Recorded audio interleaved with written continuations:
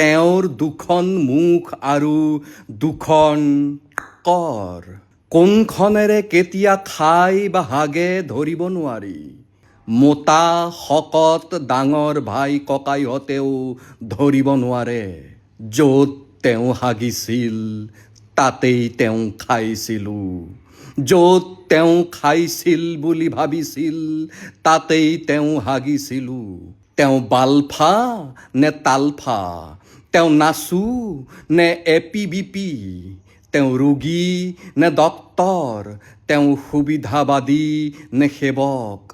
এজন মানুহে একে সময়তে দুখন মুখ আৰু দুখন কৰ চম্ভালি থকাটো কেনেকৈ বাৰু সহজ? সঁচাকৈ তেওঁ হোৱাটো সহজ নহয়। কবিতাৰ শিৰোনাম তেওঁ হোৱাটো সহজ নহয়। কবি চাংকু নিৰঞ্জন বাবা। সঁচাকৈ তেওঁ হোৱাটো সহজ নহয়, কিয়নো তেওঁৰ দুখন মুখ আৰু দুখন কৰ। কোনখনেৰে কেতিয়া খাই বা হাগে ধৰিব নোৱাৰি। কেতিয়া কোনখনেৰে কি কৰে ধৰিব নোৱাৰি। আপুনি মই সাধাৰণ মানুহ, ধৰিব নোৱাৰাটো স্বাভাৱিক। মোটা শকত ডাঙৰ ভাই ককাইহঁতেও ধৰিব নোৱাৰে। য'ত তেওঁ হাগিছিল তাতেই তেওঁ খাইছিলোঁ।